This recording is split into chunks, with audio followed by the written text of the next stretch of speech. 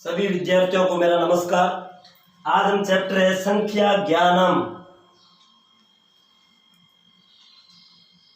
जैसा शब्द है वैसा ही इसका अर्थ है संख्या। एक है शब्द संख्या, एक होता है संज्ञा।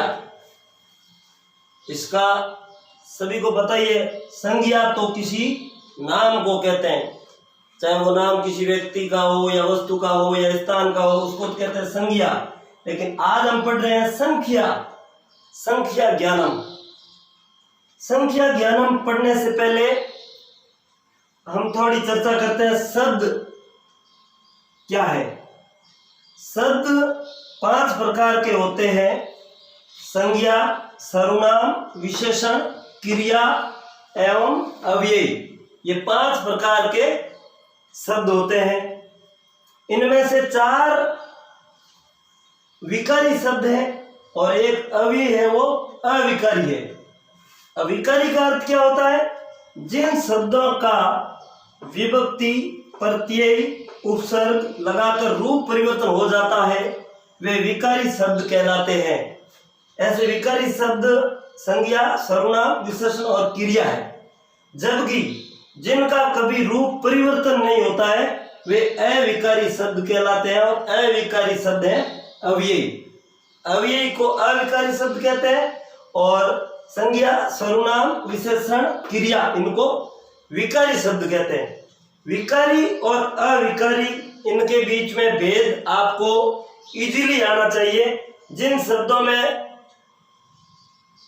विभक्ति, प्रत्यय, उपसर्ग आदि लगने पर रूप परिवर्तन हो जाता है उनको तो कहते हैं विकारी, और जिनका रूप परिवर्तन कुछ भी लगे तो रूप परिवर्तित नहीं होता उनको कहते हैं अविकारी।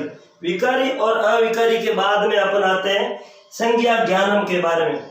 किसी वस्तु या व्यक्ति की विशेषता बताने वाले शब्द विशेषण होता है। ये जो विशेषण है, जैसे संज्ञा की परिभाषा है, सर्वनाम की परिभाषा है, ऐसे कैसे विशेषण की परिभाषा है कि किसी व्यक्ति या वस्तु की विशेषता बताने वाला शब्द विशेषण होता है। ऐसे शब्दों में संज्ञा शब्द भी है।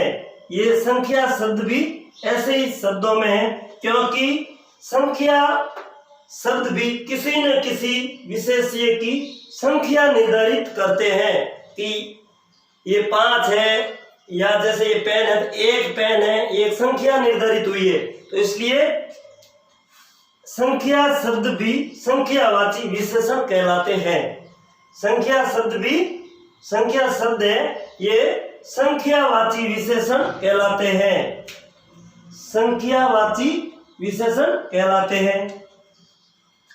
अब संख्यावाची शब्द भी 2 प्रकार के होते हैं। संख्यावाची शब्द भी 2 प्रकार के होते हैं।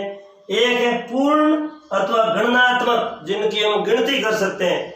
एक होता पूरक अथवा कर्म बोधक।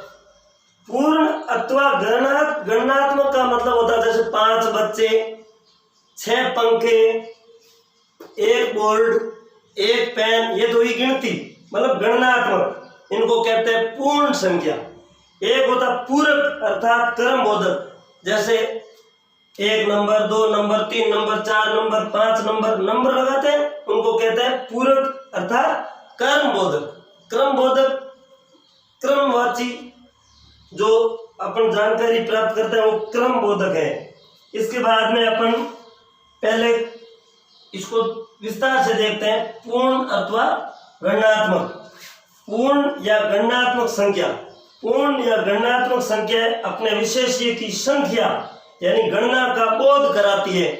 ये बोध शब्द व्याकरण में बार बार आता है बच्चों। बोध का मतलब होता है ज्ञान कराना। पूर्ण या गणनात्मक संख्या अपने विशेष्य की संख्या या गणना का बोध कराती है। जैसे 1, 2, 3 से असंख्य तक, 1, 2, 3 से असंख्य तक। संस्कृत में संख्या निम्नलिखित है। ये 1 है, इसको संस्कृत में कहते हैं एक, एका, एकम। 3 रूप है। पुल्लिंग में कहते हैं एक, स्त्रीलिंग में कहते हैं एका और नपुंसकलिंग में कहते हैं एकम। जैसे एक बालक खड़ा है, जैसे अपन एक बालक है, एक बालक के लिए कहेंगे एक बालक, एक बालक के लिए अपन कहेंगे एक बालक। अगर एक बालिका है तो कहेंगे एक बालिका। और अगर एक पुस्तक है तो उसके लिए एक पुस्तक नहीं कहेंगे, एक पुस्तक भी नहीं कहेंगे, लेकिन एकम पुस्तकम कहेंगे, क्योंकि नपुंसकलिंग है। इसी प्रकार द्वो पुल्लिंग में, स्त्रीलिंग में द्वे, नपुंसकलिंग में भी द्वे। तीन को त्रिय पुल्लिंग में, फिर तीसरा, और नपुंसकलिंग में त्रीणी। चार को चतुर पुल्लिंग में, स्त्रीलिंग में चतस्र, और नपुंसकलिंग में चत्वारी।